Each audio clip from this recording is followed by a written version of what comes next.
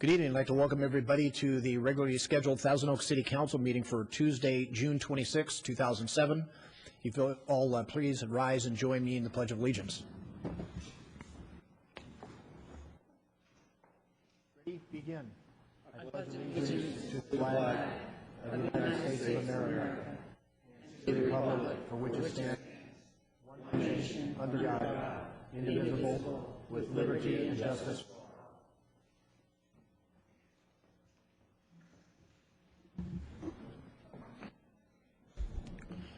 Madam Clerk, could you call the roll for tonight's meeting, please? Councilmember Gillette? Here. Councilmember Glancy? Here. Councilmember Bill De La Pena? Present. Mayor Pro Tem Irwin? Here. Mayor Fox? Here. Item 4 is a request for continuance or announcements or any comments on any of the public hearing items or agenda items. Do we have any? Okay, hearing none, that'll move to item 5, which is our special presentations. And give me a moment and let me go down to the lectern.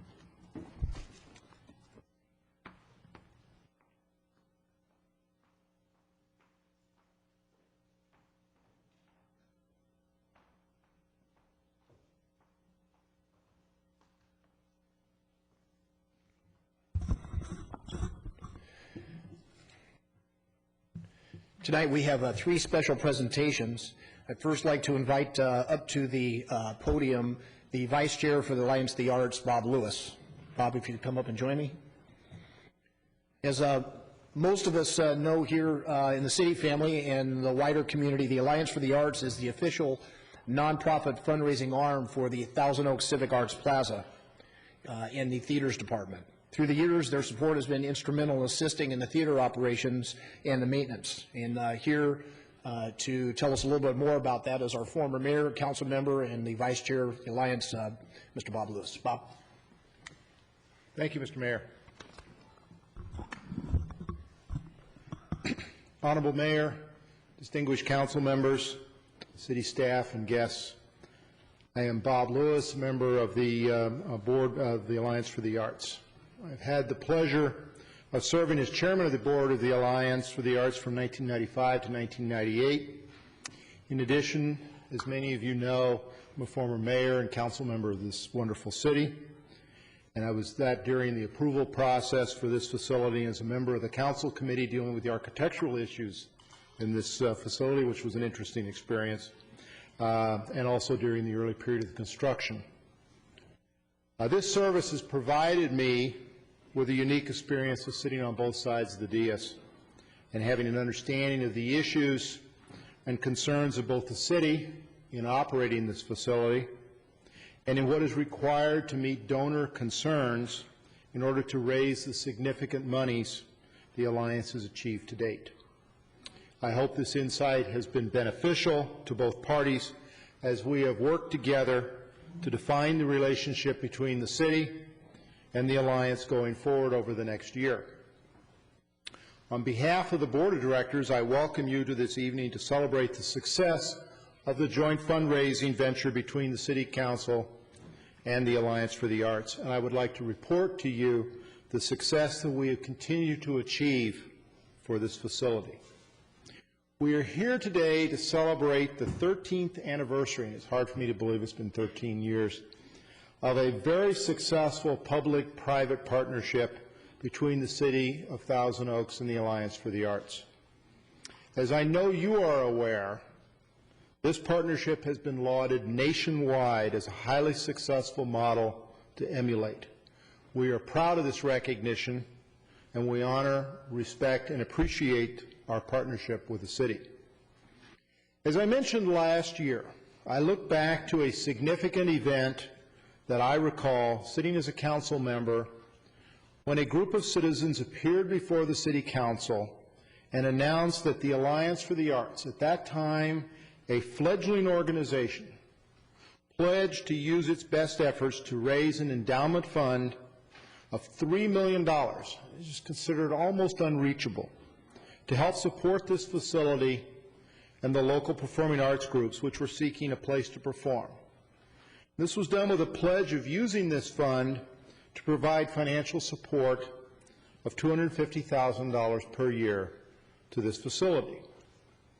And what a long way we have come. Tonight we celebrate the Alliance's increase of that financial support to $300,000 with the check that we will present to you this evening. However, first I would like to review briefly what we have all accomplished together over the past 13 years. The Alliance for the Arts, as all of you know, met its commitment to the city a number of years ago to provide a $3 million endowment fund to support the theaters department. This fund's current value is now in excess of $4.9 million. Now, this is an increase in value of over $300,000 from the amount I reported last year.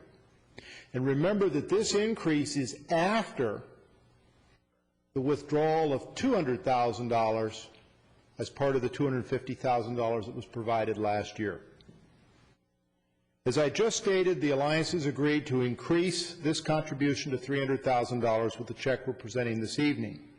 And over the past 13 years, the grand total of cash contributions to support the operations and maintenance of the theaters totals over $3.25 million. In addition, the Alliance is proud to also have assisted the theaters with in-kind, non-cash gifts in the form of media advertising, communications, printing, travel, and other services, which now total over $4.1 million, which is an increase over last year of an additional $200,000. These in-kind, non-cash gifts represent real money because the theaters would have otherwise had to have either incurred the expense or, if it had not been spent, it would have had an impact upon the attendance here at this facility because of reduced media exposure. But the best news I have to announce tonight pertains to the second endowment, which was opened by the Alliance in 2000 after we completed our promise to first establish a $3 million endowment. This second endowment, which is dedicated to assist in arts programming due to the ever-increasing need of the local performing artists and the performing arts nonprofit groups for subsidy funding in order to perform here, that endowment now totals over $10.4 million. And stop and think about that for a moment. Over $10 million in the endowment. That is a phenomenal accomplishment. Patricia, her staff, and the volunteers of the Alliance deserve our thanks and our appreciation for their incredible work. This is an increase of over $2.9 million in value in this endowment since last year's presentation to the city. This endowment, together with funds raised by the Angels of the Alliance annual luncheon and the Alliance Shootout for the Arts Golf Tournament, which is coming up very soon, provides these critical subsidy funds for performing artists and performing arts groups. The contributions to the performing arts groups this year will be $200,000. This money is paid to the theaters department to cover the cost of theater rental by these groups, enabling these nonprofit groups to put on events in these two theaters which they might not otherwise be able to perform. Over the past several years, the Alliance has provided close to $1.4 million in subsidy funding. The Alliance has also expanded its sphere of influence with the Kids and Arts School Outreach Program. This popular Title I school program is providing an arts education for the underserved communities. To date, over 18,600 children in this program have been bused here to see performances, which is an additional 3,600 children in the past year who have had this experience. In most cases, this is the only arts experience in the school year for these children, and we're proud we can help in that support. Finally, as you are aware, the Alliance and your staff have worked together to bring to you an amendment to the funding and participation agreement between the city and the Alliance. We all concluded that a one-year amendment to the agreement was appropriate while we all worked together to define the role the Alliance can take in the proposed Discovery Center, which is planned for east of this facility, and we evaluate adding new naming opportunities which are critical for the Alliance to continue to raise money to expand the support of this facility. As part of this amendment to the City and Alliance agreement, in addition to the increase in the contribution to the City of $300,000 and the increase in this year's support to the local performing arts groups to $200,000, the Alliance has agreed to donate $100,000 to the City to be used for the refurbishing of the Founders Room and the Green Room, the Cavalier Theater. And the Alliance has agreed to pay the City $50,000 in rent for the space the Alliance occupies in this facility.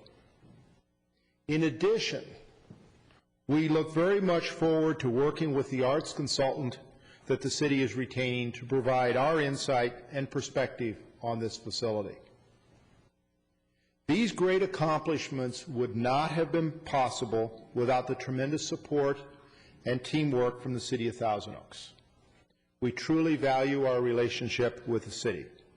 We appreciate working with all of the council members and with the City Manager, Scott Mednick, Linda Papadias, the Assistant City Manager, Amy Albano, the City Attorney, and of course the Theater Director, Tom Mitzi, and his staff. We appreciate and have enjoyed our open and honest communication as we implement the new strategic plan for the Alliance for the Arts. I appreciate your attention, and with this I'd like to introduce Patricia Jones, the Executive Director of the Alliance, for a couple brief comments, and then we'll bring on the money. Thanks, Bob. You're a tough act to follow, but I also want to thank the City of Thousand Oaks for their cooperation and the win-win situation that we came up with in the last year with our new interim agreement. And I will just quickly announce some upcoming events that I'd like you all to mark your calendars for, and that is our annual golf tournament. It's our 11th year for our Alliance Shootout for the Arts Golf Tournament at North Ranch Country Club, July 17th. We also have the third annual fun run coming up, and we expect the City Attorney, Amy, to be there to, defend her record. And that's September 15th, together with the Arts Festival, which is that same weekend. And we are going to do an event October 6th in conjunction with Jethro Tull, and that'll be a fun, sort of 60s fun evening for our members. And also the gala will be November 17th, which is going to feature Frankie Avalon, Bobby Rydell, and the Shangri-Las. So if you remember Leader of the Pack, that's that group. So save that date, November 17th. And we're also excited to let you know that we're going to redo the Richard Carpenter Scholarship Program May 8th of 2008. So those are some fundraisers we have coming up as we continue our mission to help the center stay in the black and also help the performing arts groups and our bus and our children. So with that, we want to present you a new check this year. For the last 12 years, it says $250,000. This year, it says $300,000. So my board of directors would like, and staff would like to come forward and present this check to all of you at this time. There. Okay.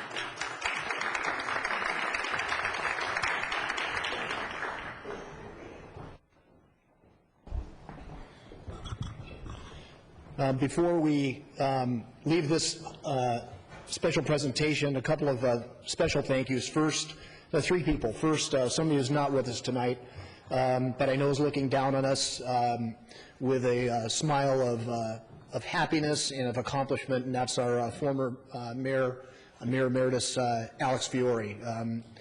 For the newcomers in this community, I think it's safe to say that the facility we're standing in and the Civic Arts Plaza and the Alliance for the Arts, it's safe to say that those things would not be a reality today if it were not for Alex, his vision, his tenacity, and his leadership for our community. And so, Alex, we thank you, and we thank your family as well. Second, somebody who really has served as a great example for all of us in terms of community service is the Vice Chair of the Alliance, former Mayor, former Council Member Bob Lewis. As many other council members have demonstrated throughout the years, their service with the city continues to happen long after their years on the city council. And Bob has certainly exemplified that as an example, and again, in particular with the important aspects of the new amendment and keeping the city's pledge to not use general fund monies to fund the operations of the theaters. I think it's safe to say that if it were not for Bob's work and effort and his mediation skills, that we would not be here tonight as well. And finally, we need to thank a member. Yeah, Bob, let's give Bob a round of applause.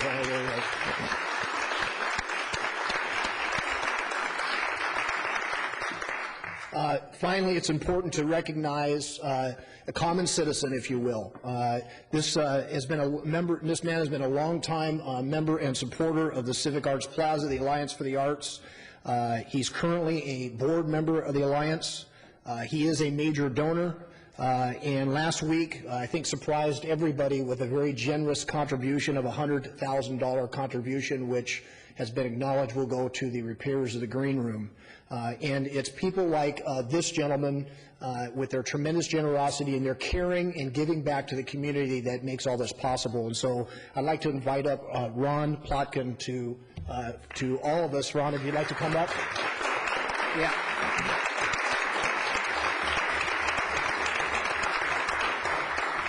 You want to say a few words, just briefly? Sure. Great. I didn't know you were going to do this, so I don't have any prepared remarks. All I'm going to say to you is you've come a long way, baby, as Bob mentioned, with the money. It's imperative that the city continue to work hand in glove with the Board of Directors of the Alliance for the Arts. This facility is so important to the city. In a recent study that was done by Pepperdine, I think most of you have seen it, it has shown with the multiplier that because of this facility, $77 million is spent in Thousand Oaks. We must keep this facility in first-class order so that we can continue to bring people to Thousand Oaks, continue to make it a destination. And I know a lot of you have heard entertainers come on that stage and say, my God, I thought Thousand Oaks was farmland. I had no idea you had this out here. Well, when they come out here now and see houses for $5, $10, $15, and $20 million, this is some farmland. We have to keep this going. The momentum is here. Thousand Oaks is on a roll between what Tom Mitzi has done with his group, what Patricia has done with a group of pure volunteer board members who give of their time and give of their money. We've got something magical going out here, and this was a great opportunity for me to give some money for something that I feel is really important, and it makes it a lot easier when we want to bring more people out here to donate money to the facility if our facility is looking first class. So that's why I did it, and I hope that this cooperation between the city and the Alliance for the Arts will continue for a long time. I thank you very much.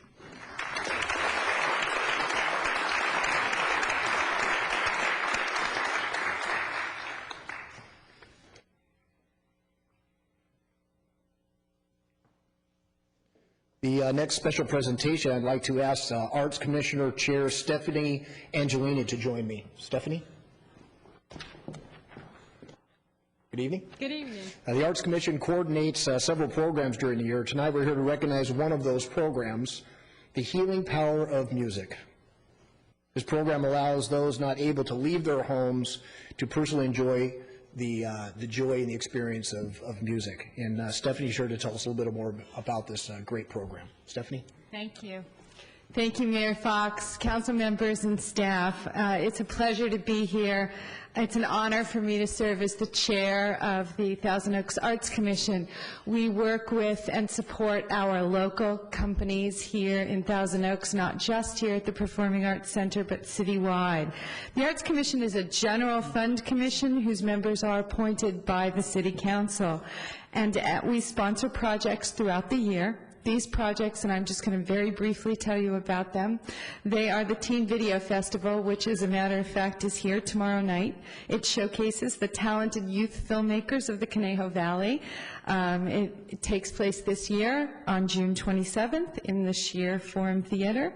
We also sponsor the Open Studio Tour, where you go around to artists and see them in their natural habitat, creating art, and the annual Art and Photo Show. We do several arts education projects. We are a big believer in arts education, and in arts education being something that follows the state curriculum, something that's sequential, meaning it builds upon itself every year. As the immediate past chair of the California Alliance for Arts Education, I'm a strong believer in this, and we created this Shakespeare Educational Tour, which is the only project here in Thousand Oaks that is a sequential program that builds upon itself every year for children in our schools. The Healing Power of Music, as Mayor Fox said, is a program that brings music to people who cannot get out to see it. And Commissioner Annabelle Darajian chairs that important program. So she's going to briefly tell you about the program and about what you're going to hear tonight. So thank you very much. It's an honor to be here. Good evening, Mayor Fox and City Council members. I'm here this evening to speak about the Healing Power of Music program that provides musicians, singers, dancers to perform at the Cerebral Palsy Residence and the Senior Concerns Fitzgerald Center. I envision this program to bring joy and uplift the spirits of people that cannot get out for these types of programs. And through the volunteer efforts of many of the performers, this has been possible, and for this I am so grateful. Our programs vary from classical to country to Irish dance and even boxing demonstrations at the Cerebral Palsy Home. And the boxing demonstration was by Robert Ferguson, who helped train one of the boxers in the $1 Million Baby. So one of the young men that has cerebral palsy, he just loves boxing, and so Robert put a boxing glove on him, and they had a little sparring, and it just really thrilled him. So I would like to encourage those of you who would like to participate in this program, just give a call to Stacy Menashian at City Hall, 805-449-2767, and believe me, it will be an enriching experience. Before I introduce Steve Custer, I would like to say a few words about Steve. Steve Custer is cellist with the Los Angeles Philharmonic Orchestra, and how appropriate that he's here this evening with the presentation from the Alliance for the Arts. While Steve, when this program was started, Steve was the first person that I called, and he just volunteered just so readily. And he played at the Cerebral Palsy Residence. While Steve was playing, I noticed a young man that his head was just like this, and he could barely lift his head. But when Steve was playing the majestic music by Bach, this young man lifted his head and lifted it to the heavens. So I would really call that the healing power of music. And now it is with great pleasure I introduce to you Dr. Stephen Custer.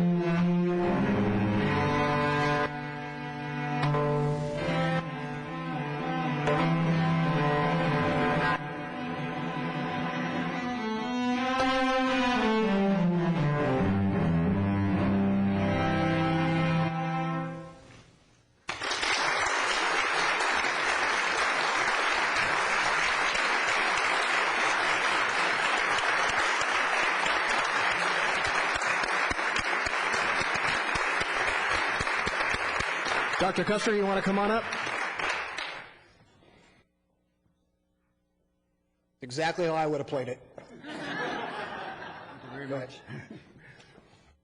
I want to express my appreciation, too, to the city. All the times I've played, I've even had members of my family, my wife and son have played for the Fitzgerald Center and all the other venues that here and in the big hall here at the Civic Arts Plaza. It's just been wonderful to be living here and to contribute to the city and to have them support all the music that goes on here. It's just really impressive. Thank you.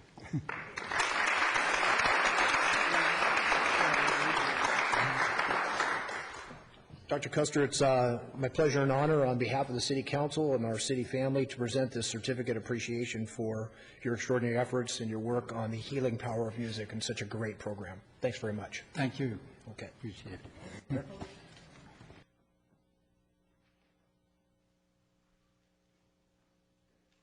Thank you. Thanks very much. Appreciate it. Thanks for all your work.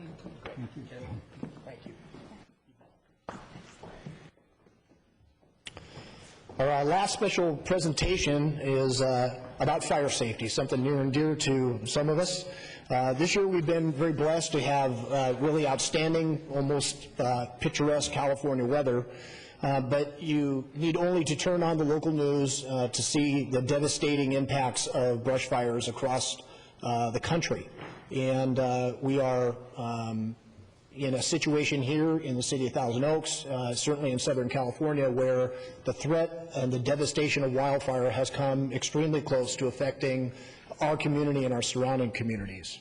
As we approach the 4th of July and all the good things that come with that, family, friends, and celebration of our nation's birthday, we also want to point out the safety and the common sense things that we'd like you to do during the holidays. And so here to talk a little bit about fire safety, and in particular what you can do during the 4th of July holiday season, I'd like to bring up Assistant Chief Mike LaPlante. Mayor Fox, members of the council, thank you for allowing me to come before you this evening. First of all, I have to admit that I don't come bringing money, and unlike our multi-talented mayor, I can't play that, and I can't play an instrument at all, but I think I'm here to do something maybe just as difficult, and that is to attempt to influence people's behavior and to influence what they plan to do on the 4th of July. As you know, each year the fire department comes before you and we try to promulgate the idea that please attend the well-run, well-managed public fireworks displays, of which TO has one of the very best. We ask you to do that because, number one, it's fun, number two, it's very patriotic, and number three, it's safe. And so again, we encourage folks out there to attend those public demonstrations, but with that comes a caution, and that is related to the private fireworks shows that go on throughout the city and throughout the county every year, and they're promulgated by the use of illegal fireworks. We want to discourage that to the greatest extent possible this year. They are dangerous, not only to the person using them, but their family and friends and their neighbors. You don't need to be near a brush area to experience the devastation of illegal fireworks in your neighborhood. Last year we had 2 house fires here in the county, one of which, or both of which were caused by fireworks, but one of which was someone lost their home and had nothing to do with the use of the firework at all. They came from another property, landed on the roof, and burned their home. That's not fair, that's not right, and that's what we're trying to stop this year. So to that end, we're going to be very aggressive this year in how we're going to address fireworks throughout the county and here in Thousand Oaks. Specifically, we're partnering up with Thousand Oaks Police Department to put a fire prevention officer with a police officer in a police car to respond to calls for illegal fireworks. They will confiscate those fireworks. They will leave a citation with the owner of those fireworks. We also have a number of brush patrols in the interface area this year, which will be looking for illegal use of fireworks in that particular area. But I think more importantly, it's each and every one of our responsibility to take care of our families, to notice when people use illegal fireworks and either approach them yourselves or let us know, and we will come out and try to curtail that use. I don't have to speak any more than Mayor Fox talked about the issues in South Lake Tahoe, in Kern County as we speak that our fuel moisture is at absolute critical low right now. We're looking at fuel moistures that are typically found in October. It is the 4th of July. The combinations of those two things can be very dangerous. So, again, I want to close by just leaving you with this thought that there are places to go to enjoy the 4th of July. They're safe, they're fun, and then there's ways that you could make your 4th of July one to forget and never remember for the rest of your life, and that's if you make a mistake using illegal fireworks. With that, be available for any questions, but you'll see us out and about on the 4th, just to make sure everybody has a safe and sane 4th of July. Any questions? Chief, yeah, let me Yes. ask a question I think a lot of us are thinking about, and maybe the Sheriff's Department can help out. So you're at your house, you're having your barbecue, you're in the backyard, and you hear fireworks. You're not going to get in your car, you're not going to drive around to see who's doing it, but you hear them in your close proximity. What should you do? I think, first of all, dial 911. That is, frankly, an emergency. That use of that firework, especially ones that go boom or fly through the air past you as you're barbecuing, those are very dangerous things to have, and we take those very seriously. We're postured this year to go and visit those people, if we locate them. The toughest part is occasionally we get calls like that, we go visit someone, they disappear before we arrive, and we drive the neighborhood. Well, that's okay, too, because they know that we know, and maybe that will curtail that. Now, we're not naive to believe that this is going to stop 100% this year, but at least we want to get the word out that it's dangerous, and don't hesitate to call us. And to that end, if you have a neighbor who's been known to do this a lot, or you notice them unloading a panel van in their garage full of fireworks, be proactive. Give somebody a call. Law enforcement will more than likely make a visit, knock on their door, and tell them, you know, we know, and you need to be careful. So proactive is much better than waiting for that evening, if at all possible, but don't hesitate to call. There is some confusion about safe and sane fireworks. The Fire Marshal approves those, but those are the ones that don't go boom and they don't fly through the air. They are illegal, nonetheless, here in this city and in the county, for the most part throughout the county. So any kind of firework of that nature is illegal. It's a dangerous activity. One small sparkler leads to the next year with a firecracker, and the next year with an M80, and who knows where it's going to end. So don't hesitate to call. And we will come and make a visit. We're going to double staff here in town. We'll have extra units on in support of the fireworks show, and then just in general the enforcement side. And the citations can be kind of costly, so I want to leave that thought with people. So. The other question I think on a lot of folks' mind in this area is if you have someone who is doing the so-called safe and sane fireworks, you know, I picture a cul-de-sac and it's a block party and people decide they're going to go shoot fireworks, and one of them goes astray and sets fire to one of the neighbors' homes. Maybe this is a good question for the city attorney. Are you on the hook for the damage to that house? I believe, certainly if you're negligent in what you've done and you've caused damage to your neighbor, even if you're by jury you're not found negligent, you have to go through that whole debate and conversation and the trauma of going through a lawsuit, and it's not worth it, whether you win or not. It just isn't worth it, much less what you've done to your neighbor and the goodwill you've left in your neighborhood after doing that. So.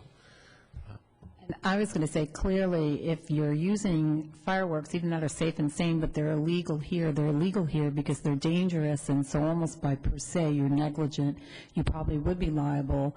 The other thing is there was many times if you cause a fire in open space areas, other areas, you are going to be criminally prosecuted, and you're going to be on the hook for all of the cost of fighting that fire. And that has happened. It happened, all over this county. So the idea that you're not going to get caught, especially teenagers, then your parents are responsible for your actions, and it can be very costly, let alone the criminal penalties that are involved. Thank you very much, and have a safe 4th of July. Thanks, Chief. All right. We'll give everybody the special presenters to opportunity to exit the auditorium. Thanks very much. Try to cast it.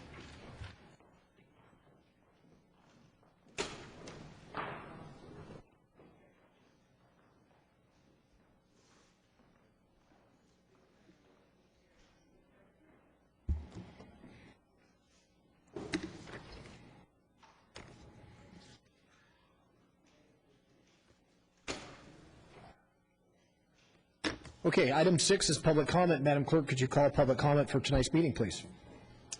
This is the time and place for public comments. A speaker card is available for those wishing to address the City Council regarding items on the agenda or on a subject within the city's jurisdiction. All speakers for public hearings shall be called and heard during the public hearing. Pursuant to council standards of operation, the mayor may assist any speaker from straying into areas not within the city's jurisdiction. All remarks should be addressed to the council as a whole. Under state law, issues discussed under public comments can have no action unless listed on the agenda and may be referred to the city manager for administrative action or scheduled on a subsequent agenda.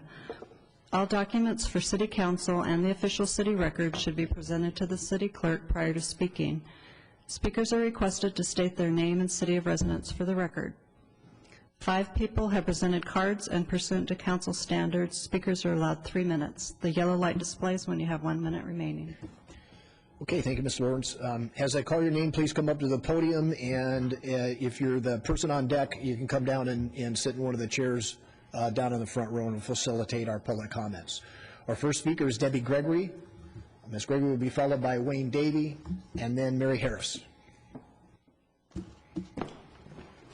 Good evening. Good evening. I'm Debbie Gregory. I'm a resident of Thousand Oaks, and I'm here tonight because I have some concerns regarding a newspaper article that I'd like to share with the council. I'm going to quote from this article. If you think Thousand Oaks is built out, think again. A group of 30 Thousand Oaks Boulevard business owners were told how to get around the city's master plan and build high-rise buildings to increase the city's density to benefit both the city coffers and themselves. They're talking about 55-foot high 4-story buildings from Duesenberg to Thousand Oaks Boulevard. City manager Scott Mitnick made promises of partnerships with property owners if they would go along with the plans and agree with what he called smart growth. We need you to be successful. We need the revenues. Businesses that are willing to give something extra to the project, like underground parking or a fountain, could even go higher than 55 feet, according to Eric Justison of RM Design Group. Measure E will be a hurdle. We'll need some sort of modification. By the way, they don't like our city oak tree. He doesn't like our oak tree ordinance either. It's too restrictive, so we'll have to do an end run around that as well. I'm going to read a quote by Mr. Mitnick that's in the paper. I won't be bashful about putting money into it, Mitnick said. We'll pay for the AIR, or most of it, when the council approves it. I thought things are brought before the council and they decide as a group. We don't have a predetermined approval, and money isn't being allotted. I find this egregious, and I find it illegal as well. We're trying to move out of the 1973 with huge setbacks, and then Mr. Mitnick refers to an element of the city that won't like this. Well, I'm part of the element, and I think that it's going to polarize the city on how we grow and how high we grow.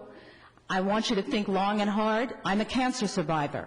You're looking at not only increased traffic and noise, you're looking at respiratory ailments, cancers, and especially impacting the children of this community. If we want to be the Valley, Mr. Justin, Mr. Mitnick, whoever wants to be, should go to Sherman Oaks. I would like also public input on this. This is a city committee that the Boulevard Association meets at City Hall. There was no agenda. There were no minutes provided. I believe this violates the Brown Act. So I'd like the city attorney to look into it. You know, all the residents are the people that have the votes in the city, not just the property owners. So this element that is referred to needs to be considered. This is a big deal, a very big deal. And as I said, it'll polarize the city. I also want to bring to the city's attention, we had a wonderful budget task force with all kinds of talent, a residents roundtable. We hear we don't have enough money to fund them having meetings, but the business roundtable, the Boulevard Association, we've got plenty of money for them. And the fact that this city is giving $2 million to the auto mall for parking is horrific. Thank you. Thank you, Ms. Gregory. Wayne Davey will be followed by Mary Harris, will be followed by Hunter Klein. Good evening, Mayor Fox, City Council members, City Manager, City Attorney, and City of Thousand Oaks staff. My name is Wayne Davey. I'm a resident of ChemRail, and I'm the current president for the Discovery Center for Science and Technology. And I'm here tonight to express our appreciation for your approval of the proposed capital improvement program budget for fiscal years 2007, 2008, and 2009. As you are aware, of course, included in the proposed budget is funding of $5 million for the design and development of a 70,000 square foot Discovery Center for Science and Technology to be centrally located adjacent to the Civic Arts Plaza. This hands-on interactive science center is conservatively projected to touch the lives of approximately 300,000 students and adults each year.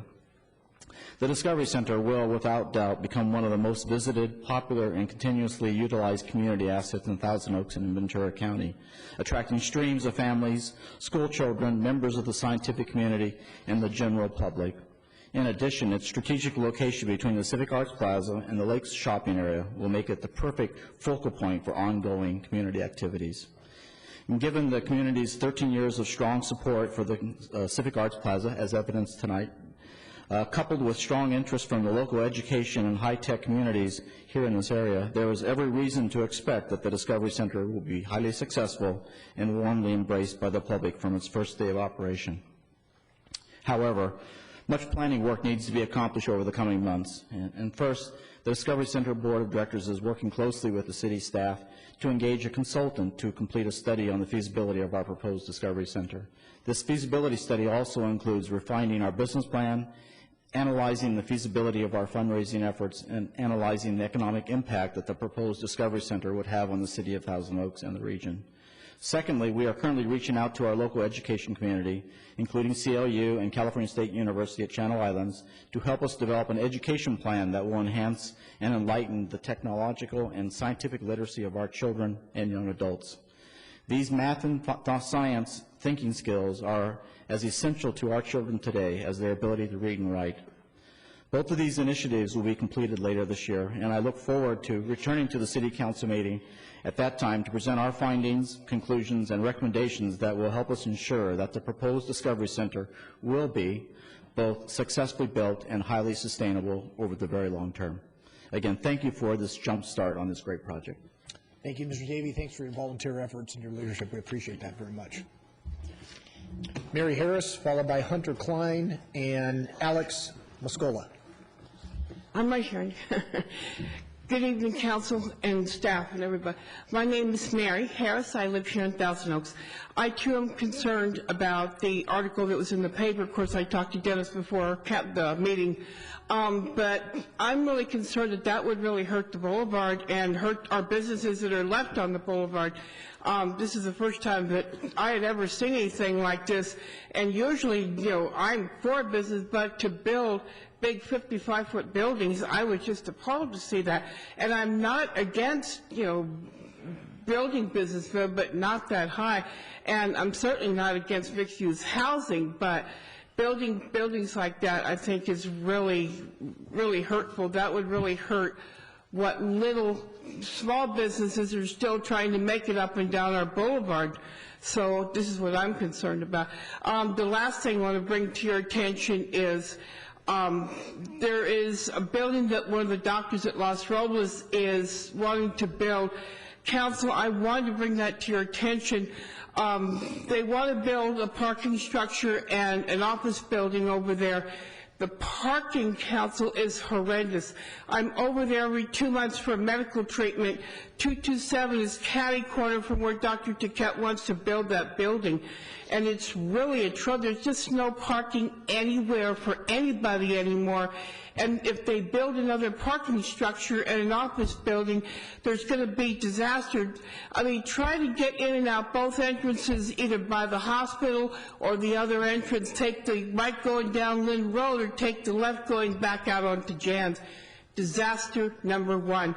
I really beg and plead with the council to take a look at that. Any of you go over there and see how bad it really is. I don't drive. I can tell you from my perspective. I'm over there for medical treatment. It's really not the place for another office building and a parking structure. Please, I really hope that you will think about this before it comes to council, because, like I say, there's no parking. You know, it's a disaster over there now. Thank you. Thank you, Ms. Harris. Hunter Klein and Alex Muscola.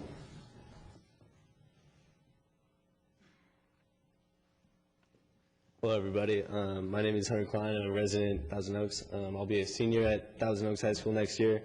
I'm active at the Teen Center. I'm playing in the Hoops League this summer, and I've been participating for several years. I'm here to let the council know that the Teen Center has been patiently waiting for a long-term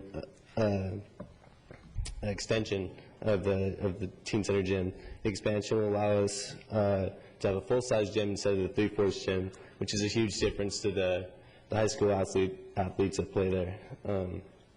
The expansion will allow for tournament play. And at current right now, we have one volleyball court, but the expansion will allow for 4. The Teen Center runs competitive sports leagues for all 5 middle schools as well as some private schools.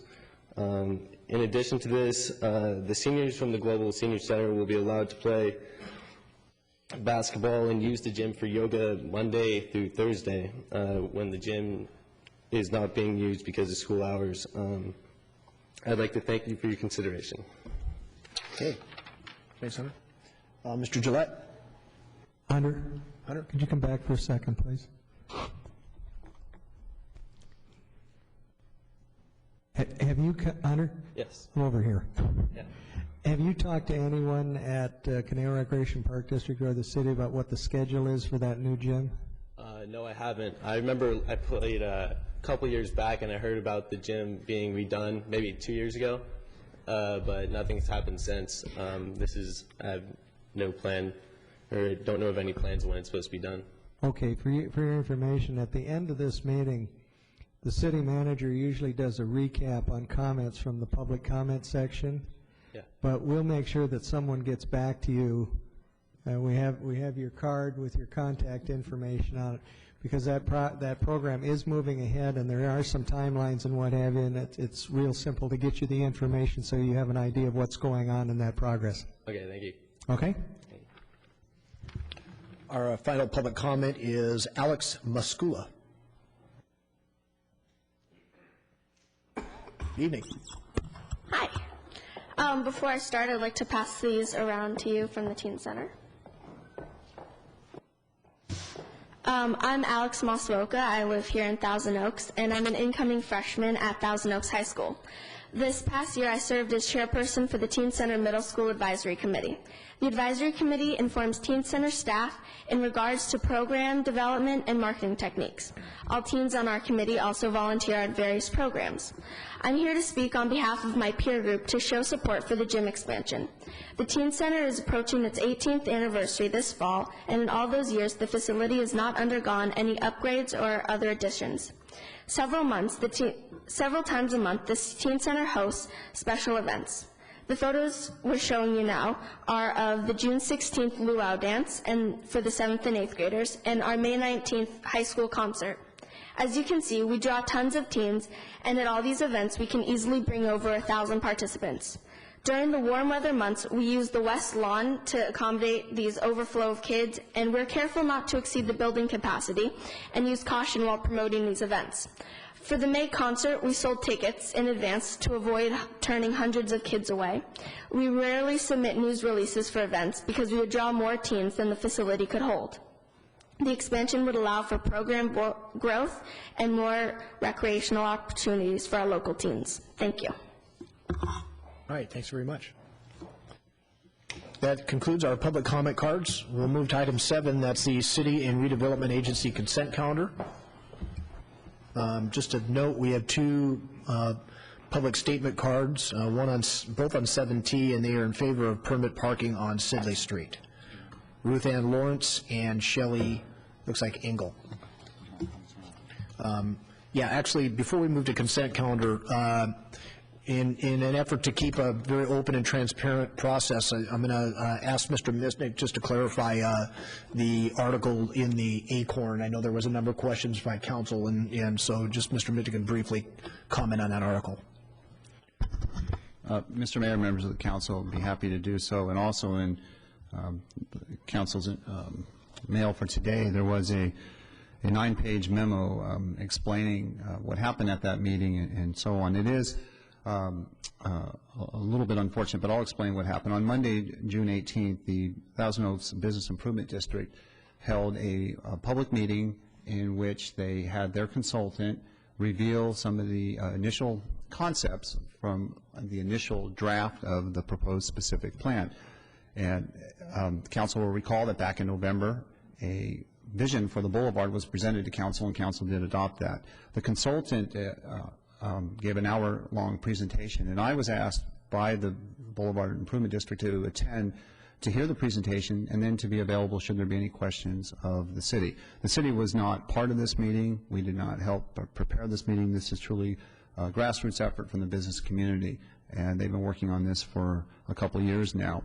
The consultant made it very clear at the beginning of the meeting that they were using the vision statement for the boulevard as their starting point, and made it very clear that the purpose of the specific plan was to fully comply with the general plan, Measure E, applicable state laws. There was no discussion at all about how to circumvent the general plan or Measure E.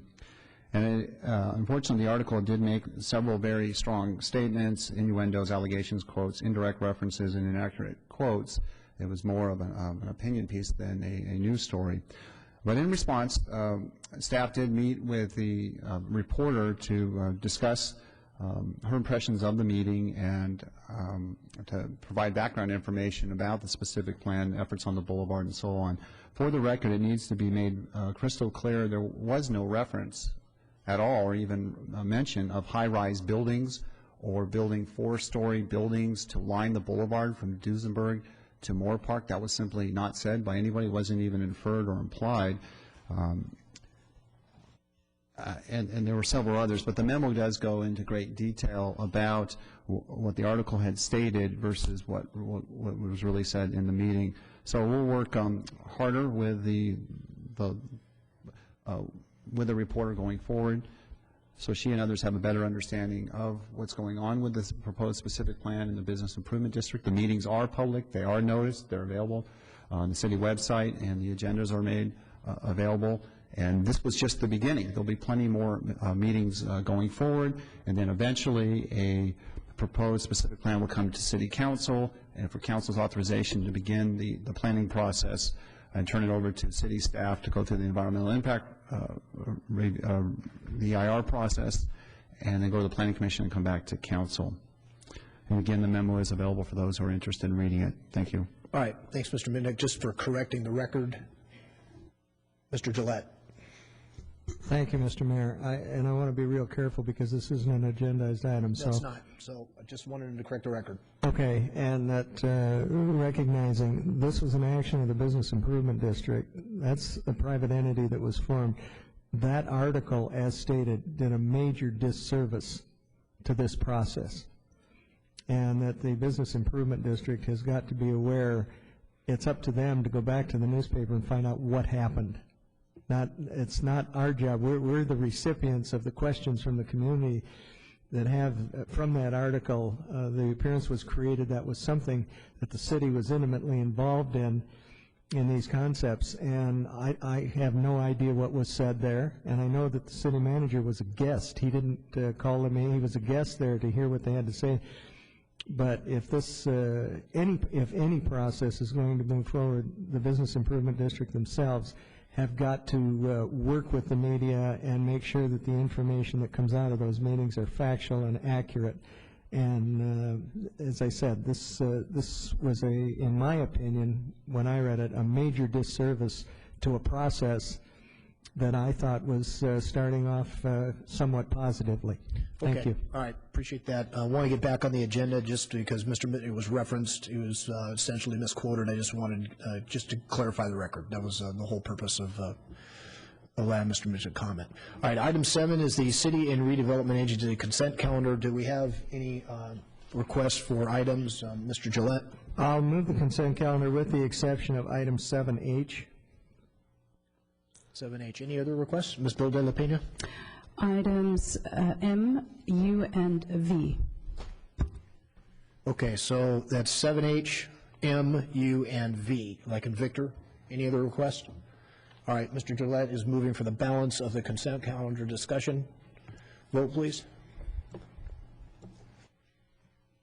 Motion carries 5-0. All right, that is approved. Mr. Gillette, 7H. Thank you. I'll move 7H to make sure that the included attachment in the green packet for Exhibit 1 is included in the information contained in the agenda. There's two pieces to this, one on the agenda, one in the green packet. I want to make sure they both travel together. Okay. That's it. All right. I moved it. Okay, discussion? Vote, please. Motion carries 5-0. All right, that is approved. 7M, Ms. Bill de la Pena. Thank you, Mr. Mayor. I'm pulling this item because it deals with the purchase of additional vehicles, and I would like to hear from staff whether the reason why it was not possible to purchase hybrid vehicles, for example, or any other alternative fueled vehicles. Yeah, I'd be happy to go into that. And I want council to know that we tried very hard to purchase some sort of alternative fuel vehicle. They simply, in this class of vehicle, are not currently available. We spelled that out just briefly in the staff report. But these are half-ton pickup trucks. In the past, we've replaced our half-tons with CNG vehicles. Last year, 2006, we replaced vehicles. We actually got 2004 CNGs that we were able to find, but they're not making CNGs anymore. Last year in 2006, GM was making a hybrid pickup truck, and they discontinued that truck in this model year. So they're at this point, are simply unavailable. We're hopeful that in the future, we hear that there may be a hybrid pickup available in following years, and that there may be additional CNG, that the gas company may be stepping forward with some rebates and other options to provide some incentives for folks. But at this point, there were no vehicles available. I'll also note that there was a number of vans, our carpool vans, that are up for replacement. They've all got in excess of 100,000 miles, and we've chosen not to replace those yet for that same reason, that they're just simply unavailable. So if we were to get rid of them, we wouldn't be able to replace them with CNG. In this case, the vehicles that we're retiring are also regularly fueled vehicles, and so we went ahead and decided to replace them. But with the others that we currently have CNG, we chose to keep them, even though they've got a lot of miles on them, just because we would have been going backwards per se. And so those ones we've held on to. We're going to try to take them as far as we can, but in this vehicle class, this is all we can get at this time. Thank you very much. If there are no further questions, I move approval of item M. Okay, discussion? Vote, please.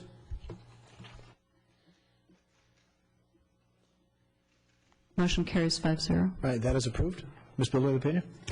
Item U deals with the compensation adjustments for various city employees, including the city attorney and the city manager.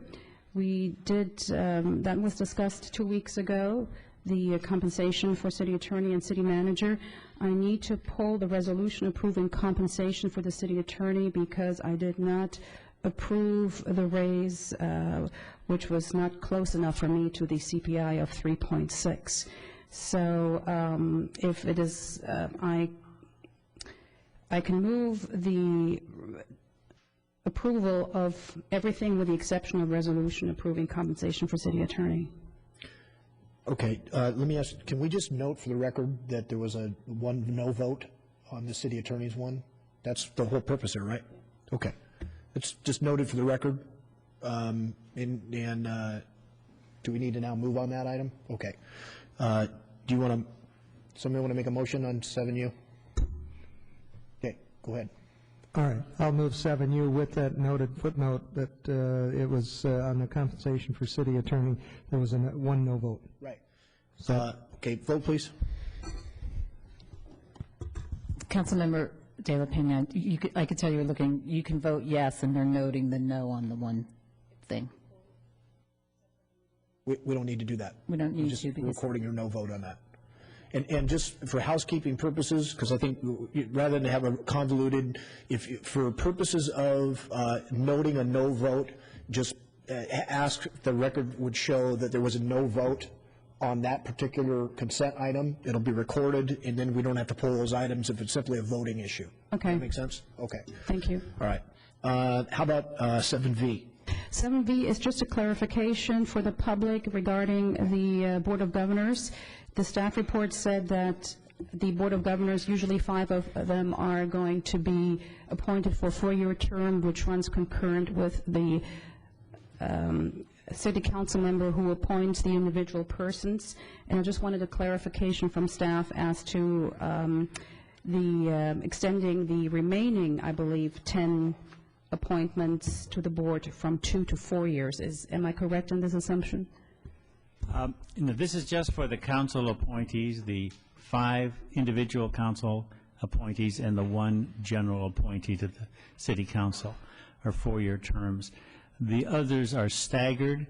The Arts Commission, the Friends of the Civic Arts Plaza, the Conejo Valley Arts Council all have their own processes for appointing us as the Alliance for the Arts in appointing its 1 representative and nominating its donors, who are then approved by the city council.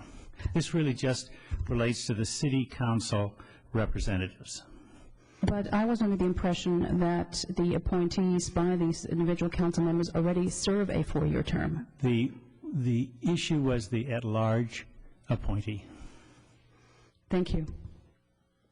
All right. I move approval of that, then. Okay, and also of item U as well. We just need to record the vote on that.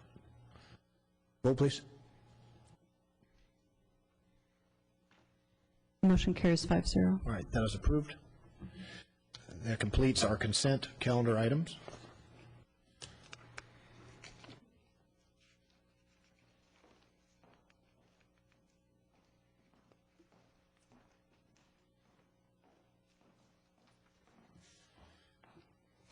That moves us to item 8. That's our public hearings. And Madam Clerk, could you call item 8A for public hearing, please? Hearing advertised as required by law is open to consider agenda item 8A, use of the city seal and city flag.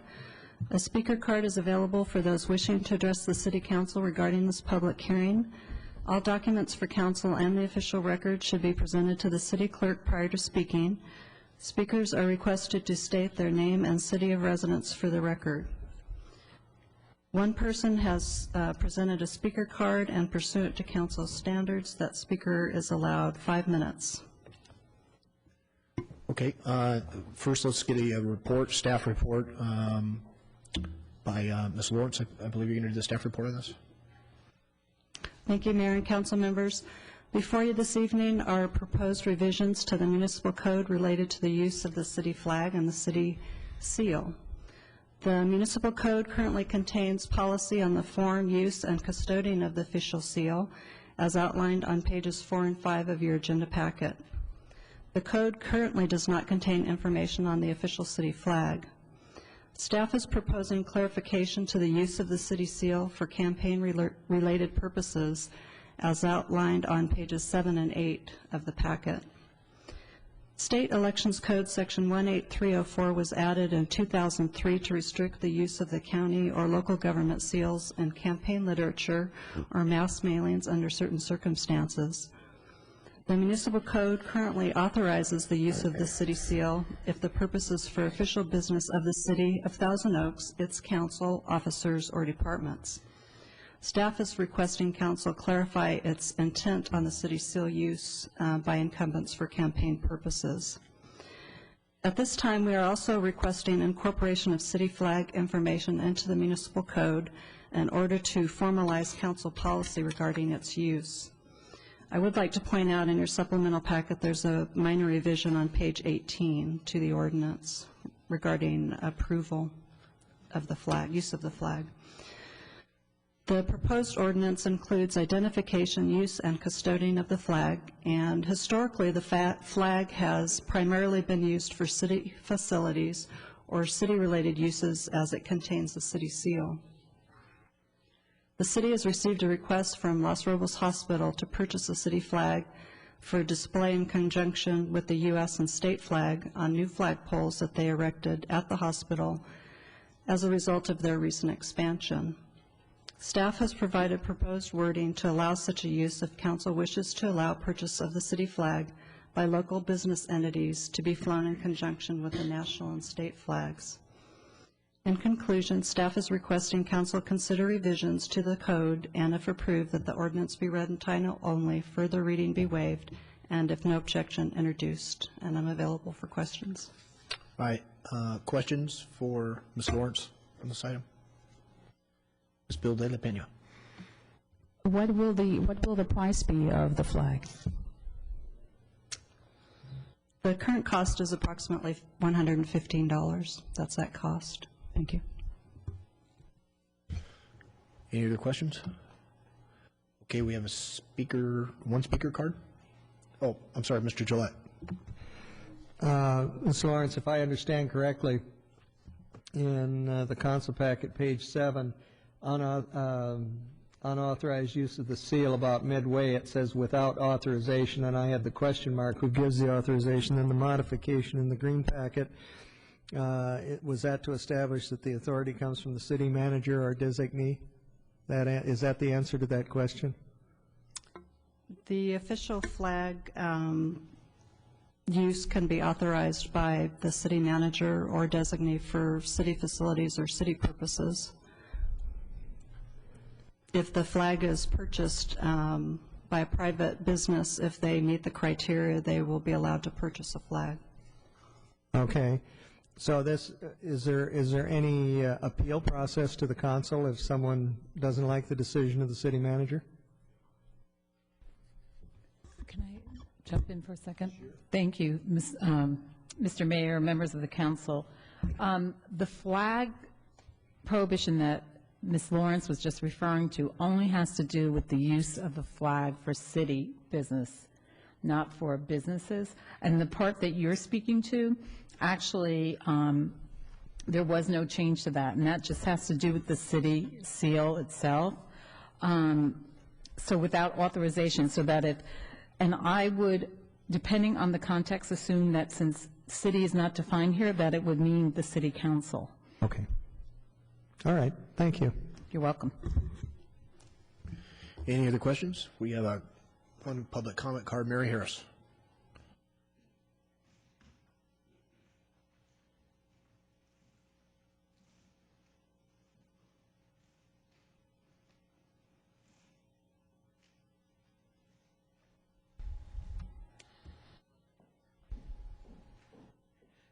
Good evening, Council. Mary Harris. I live here in Thousand Oaks. I have a concern about this. I don't know what the new state laws. I mean, I don't see any reason why. I mean, our city flag flies outside of the building here. I think, you know, it should be only for City Hall here. But what I can't figure out is why we're bringing this up. My thing is that there's nothing wrong with using the city seal. I think it happened only because of what happened when Mr. Gillette used the city seal and the flag during his re-election. But that's, like I say, that's water under the bridge. I don't know why we're even bringing this up. I don't see why any other city businesses here can't fly a city flag, but I guess it's because of some new code or whatever. I'm not against the codes, but I just feel that bringing this up is something like a pure political ploy, I might say. Bringing this up after somebody ran for an election and now they got back in, now we're bringing this up. Why? Like I tell Dennis, it's water under the bridge. We shouldn't be letting this thing be brought to the surface and being brought on the agenda. So, like I say, you know, if somebody wants to use the city flag or city seal, I don't purposely have a problem with it. But I don't think this should be brought up on the agenda. I think this is pure pettiness, if I might say the least. But that's just my personal opinion. Thank you. Thank you, Ms. Harris. All right, that concludes our public comment cards on this item. Any further questions for staff? Okay, hearing none, what's the pleasure of the council on this item? Ms. Bill de la Pena. Move approval of staff recommendation to consider revisions to the municipal code, and if approved, that the ordinance be read in title only and further readings be waived, and if no objection, introduced. All right, thank you. Discussion on the motion? Vote, please. Motion carries 5-0. That is approved. That concludes our public hearings for tonight. We'll move to item, oh, I'm sorry. Lyndon, you want to read that? Ordinance amending Municipal Code Title I, Chapter 11, Sections 1-11.102, 1-11.103, and adding Section 1-11.104 relating to the use of the city seal and adding provisions related to the city flag. Thank you. All right. That moves us to item 9, our departmental reports. Item 9A is Alliance for the Arts funding agreement and office lease. And Mr. Mitzi, you're going to be presenting that? Yes. Good evening. Good evening, Mayor Fox and members of the City Council. In response to a City Council priority to develop a plan to eliminate and reduce the general fund subsidy of the theaters, the city staff has been meeting with the staff of the Alliance for the Arts and board members over the past year and have developed a proposal for a one-year agreement to approve the First Amendment to funding and participation between the City of Thousand Oaks and the Alliance for the Arts, and also to approve the lease between the City of Thousand Oaks and the Alliance for the Arts for an office at the Civic Arts Plaza. As Bob Lewis expressed in his presentation a little earlier, the funding agreement increases the Alliance annual donation from $250,000 to $300,000 to the Enterprise Fund, includes a $100,000 donation to upgrade the Founders Room and Green Room in the Cavalier, includes a $50,000 annual rent for the office space to the General Fund, and includes a $200,000 in donation in theater credits payable to the Theater Enterprise Fund to help defray rental costs of local nonprofit performing arts groups. The City and the Alliance are continuing discussions, including a possible role of the Alliance for the Arts for the Discovery Center and additional naming opportunities. City staff and the Alliance anticipate negotiating a new funding agreement and a long-term lease over the next 12 months. And hence, our recommendation is to approve the First Amendment to funding and participation between the City of Thousand Oaks and the Alliance for the Arts for 1 year, and approve the lease between the City of Thousand Oaks and the Alliance for the Arts for an office at the Civic Arts Plaza for 1 year.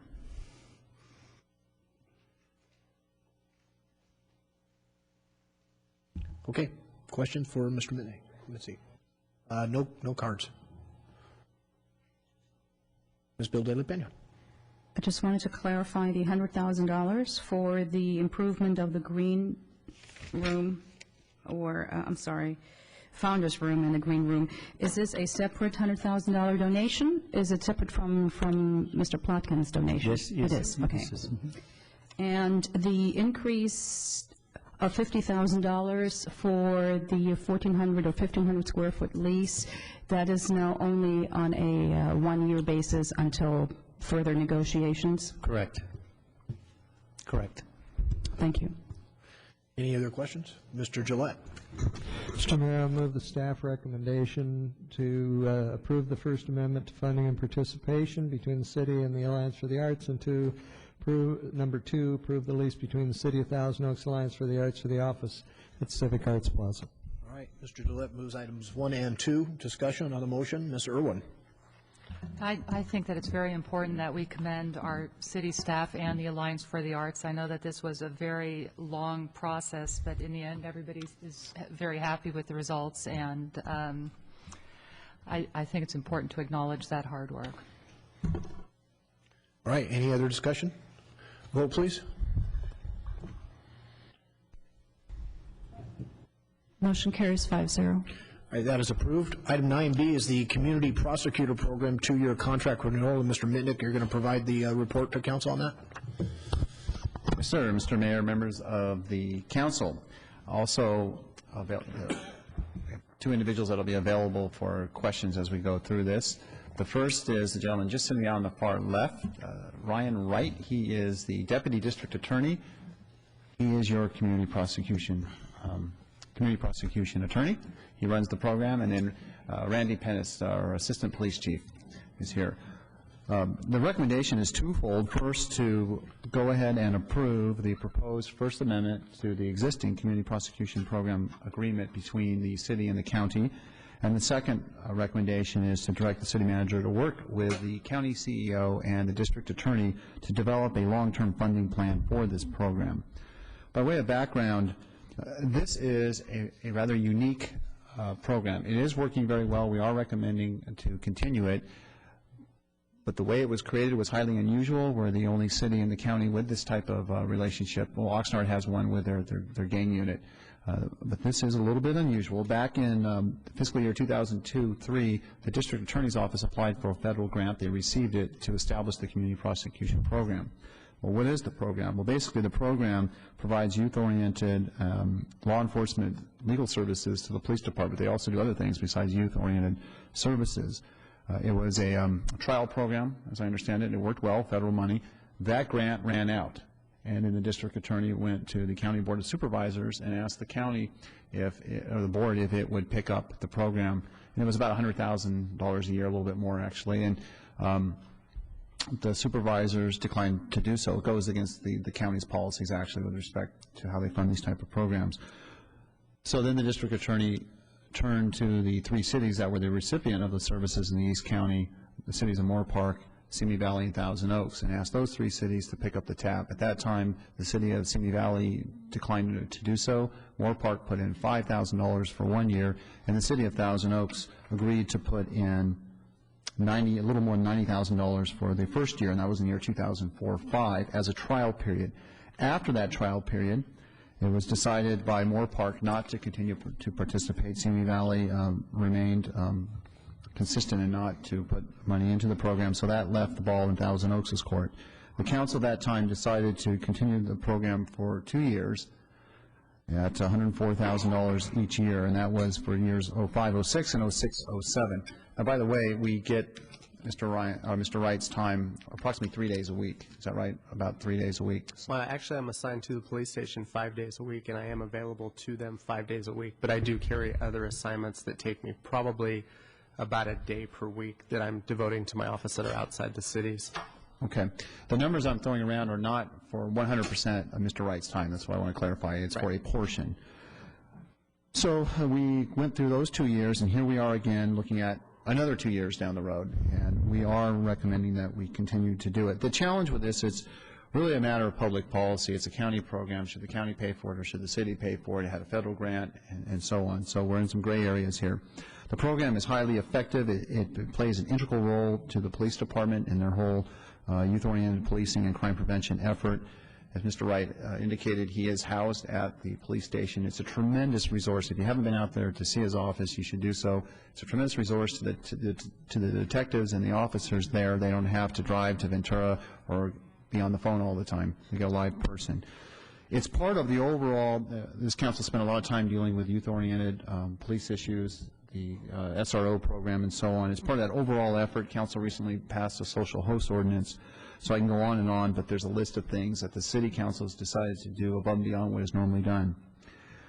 Police chief is recommending that we continue to do it. Staff is recommending that we continue to do it, with the caveat that I be directed to sit down with the county CEO and the DA a year from now to develop a long-term funding plan, which may include capping the city's contribution. So with that, Mr. Wright, Mr. Pennis, and myself are available for questions. Thank you. All right. Thanks, Mr. Minnick. Mr. Gillette. Thank you, Mr. Mayor. There's, from everything that I've heard back, the value of the program, there's no question to our overall public safety enforcement program. It's unfortunate that we have to carry this burden ourselves, and that there is no county participation in it. I look forward to the day when instead of buying new $17 million buildings at the government center in Ventura, the county of Ventura will build a building in the Conejo Valley to serve the residents of Thousand Oaks. We rely very heavily on Chief Carpenter and Captain Pennis to make sure that what we're paying for, the value is received, and everything from them as our representatives is overwhelmingly positive. So the value to the community, in my opinion, is something that warrants, if we're going to have this service, and we know the value of the service, we're going to have to pay for it. I'm just very, very positive and very pleased that this city has the means to do that, even though I think there should be a more shared burden. But that being the case, I'm prepared to move the item if there's no additional comments on it. Okay. Ms. Bill De La Pena? I do have a question, perhaps for either Mr. Mitnick or for the two of you. My question is, first, Moore Park and Simi Valley participated and then decided not to. Simi Valley is getting by without this position, so is Moore Park. Thousand Oaks was able to get by without this position prior to the introduction of this program by the county with the help of a federal grant. what are the indications that we need this program to continue, and what would happen if, say, for example, the city would cap the cost, the county would not participate, for example, regardless of the negotiations that may or may not be going on, and the program would have to be scrapped?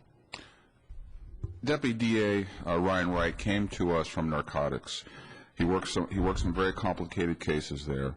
We brought him over to our city. With that, and putting the travel time of detectives filing cases and taking them away from doing investigative work, we have an expert resource. And I would have to do some research, but what I'm suggesting to you, I know our filing rate of criminal cases is well over 80%.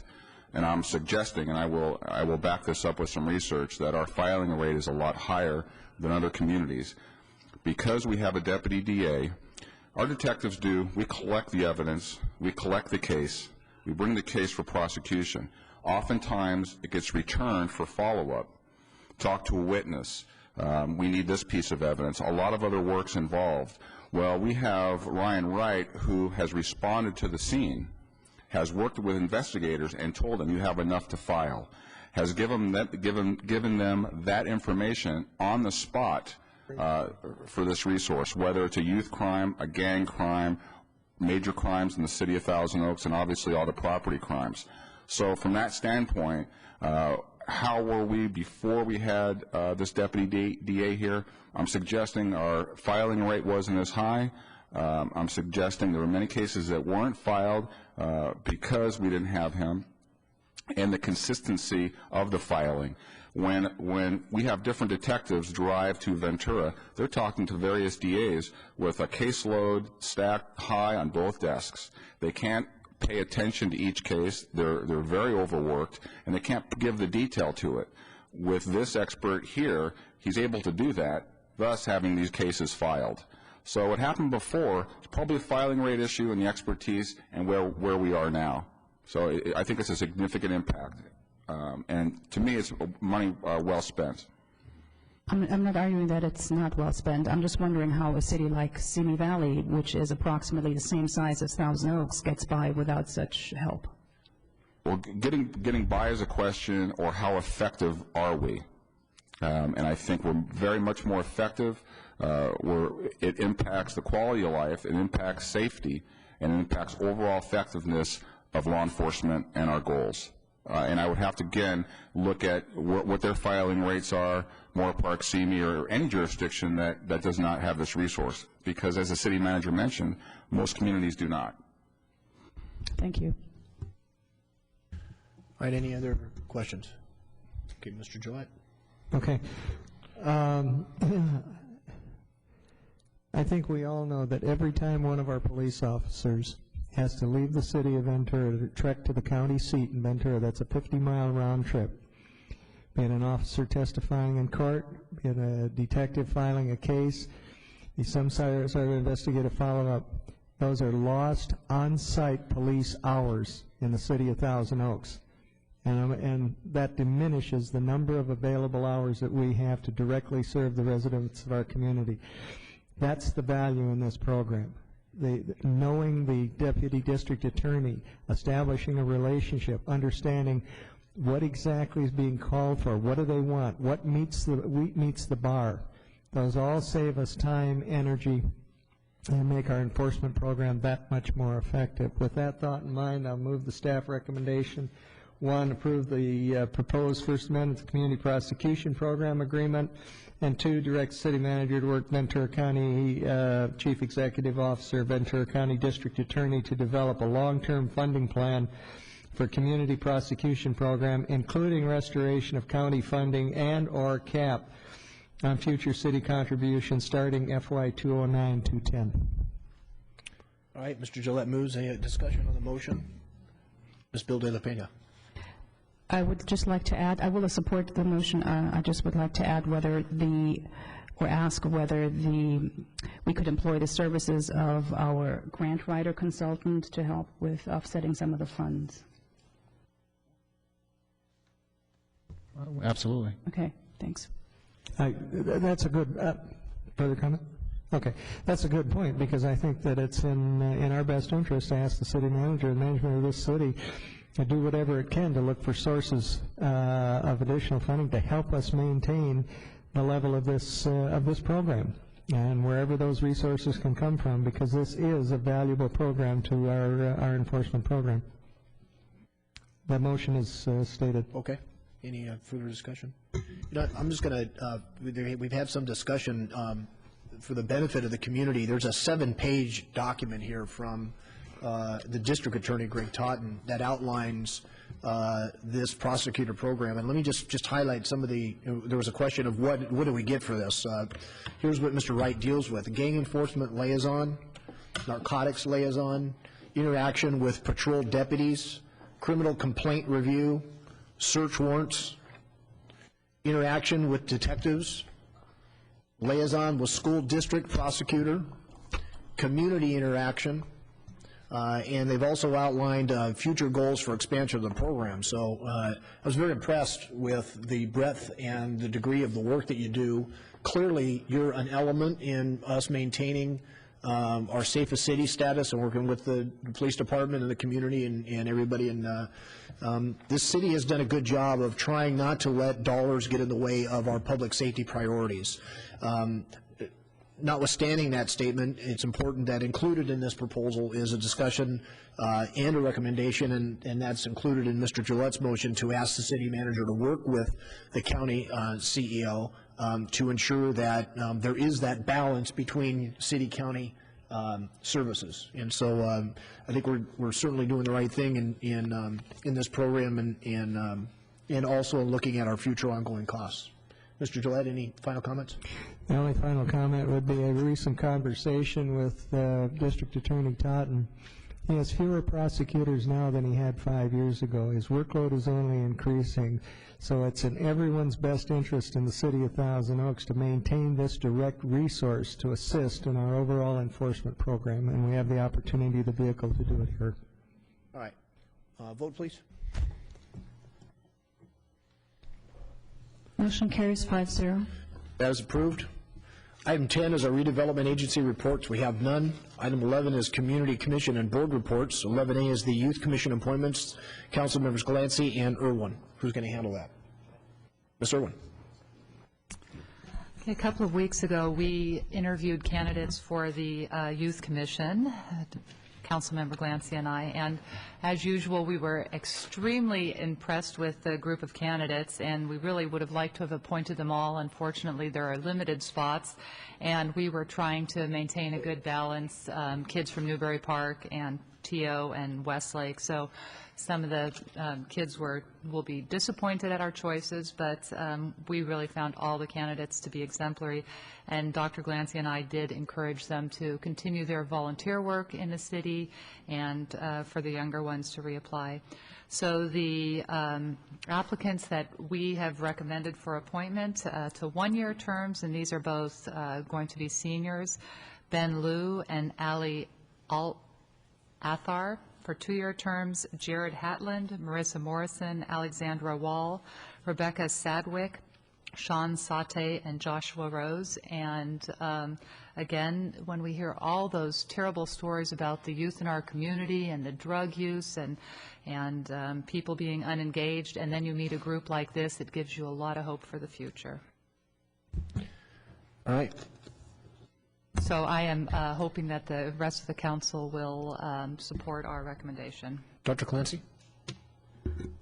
Thank you, Mr. Mayor. I just want to support very, very strongly Pro Tem's comments about the quality of these young people that we interviewed. It really is, it's amazing. It really was amazing, the quality of these people, and it really makes you feel good about our community and the future of it. All right. Further discussion? Vote, please. Motion carries 5-0. All right, that is approved. We want to congratulate the members who have been appointed, thank them for their opportunity to serve. Also want to thank the young men and women who were not selected, but for their willingness to volunteer to serve, and we appreciate their efforts as well. All right, that concludes our council committee commission reports. Now, item 12 is council issues. 12B is follow-up reports. 1 is the National League of Cities, and that's Mr. Gillette. Thank you, Mr. Mayor. I just recently returned from a meeting of the National League of Cities Public Safety and Crime Prevention Steering Committee in Charlotte, North Carolina. Submitted a report on the topic issues, and I hope everyone on the council has had an opportunity to look at them. The lobbying platform for the National League of Cities in crime prevention and policy issues is now being formulated and will be finalized this fall in Lubbock, Texas, which will go forward at the national meeting. All of these are issues that are directly related to enhancing criminal justice issues throughout the United States. One of the major issues that we'll be looking at, and we're also currently working on it with the League of California Cities, is the consolidation of the Office of Homeland Security and the Office of Emergency Services in the state of California into one office to be responsive, equipped, and prepared to respond to emergencies of all kinds, natural disasters and civil situations that need responding to. The information is contained in my memorandum to the council, and I'm prepared to answer any questions. Otherwise, I ask to receive and file. All right, questions for Mr. Gillette? All right, that'll be the order. That'll be received and filed if there's no objection. Item 2 is League of Cities, Channel County's division meeting, and that's Dr. Clancy. Thank you, Mr. Mayor. A couple of weeks ago, legislative analyst Mina Leba and I, accompanied by my wife, went up to Goleta to attend the Channel County's meeting of the California League. It was the Channel County's division is just a regional division of the League California Cities, and we meet quarterly. The conversation this time dealt with the selection of a second vice president. There were various directors' reports. There was a guest speaker, Assembly Member Pedro Nava, talked about some of the proposition and the funding, how they'd be dispersed. It's an opportunity for members to work together and establish better working relationships for future needs. Well worth the time spent and the drive up the coast. But it was a good meeting. Recommend that you receive this and file it. Okay, questions? That'll be the order if there's no objection. Item 13 is the city manager's report. Mr. Mitnick. Mr. Mayor, members of the public, two items. Follow-up one was dealt with earlier on the Thousand Oaks Boulevard specific plan issue. Again, if residents are interested in the future meetings of the Business Improvement District, you can find that information by going to the city's website. Also, there was a question about the Teen Center gym, and our finance director did meet with that gentleman to answer his questions, and we'll make sure we follow up accordingly. By way of legislative issues, yesterday the Intergovernmental Relations Committee with representatives from the school district, city, and park district met, and I just want to share with the full council, members of the public, it was a very successful meeting. Some positive items came out of that, including a unanimous support for the conversion of the DARE program to the SRO program, and an update was provided on the youth outreach program, and an update on the Discovery Center project. And we're going to work really hard to make sure that both the school district and the park district are part of the effort on the Discovery Center and are part of the programming that is provided once it is constructed. By way of upcoming council meetings, the next meeting, there's one other item I was asked to talk about, and that is the 4th of July, to sort of augment what the fire chief was talking about earlier. As the city members of the community prepare for the upcoming 4th of July, remember we are in an intense fire season, and the outlook for the summer and for the next few years is continued dryness, low humidity, and drought, and so on. As we approach July 4th, again, residents are reminded that fireworks are illegal in Thousand Oaks and dangerous. There will be extra police and fire patrols out, and citations will be issued to violators. Maintaining a brush clearance of 100 feet from any structure is required. Please be extra careful when barbecuing, especially near brush. So thank you for being fire safe. The next council meeting will be on July 10th. No hearings at this point. 3 items worth noting to council by way of department reports. Coming back with the bicycle advisory team recommendations. That's been long in the works, and that will come back to council. The library radio archives museum building, there'll be an update on that. And the Discovery Center, which I just mentioned moments ago, they will be, staff will be recommending a consultant to prepare the feasibility study for that. The following meeting on July 24th, 2 public hearings. One deals with defining or amending the definition of parking standards for garden centers. And the other item is dealing with public health goals, drinking water quality standards. There will also be, that's it by way of hearing. So with that, that concludes the city manager's comments. Thank you. Thanks, Mr. Minnick. Questions, Ms. Bill LaPena. Are there 3 council meetings in July or 2? At this point, we are looking at 2, July 10th and July 24th. All right, that, I'm glad for that clarification. I think I saw a document that looked at 3 meetings, so, all right, very good. Okay, will bring us to item 14, that's closed session. We do have a closed session scheduled for tonight, and we'll ask Ms. Albano to take us into closed session.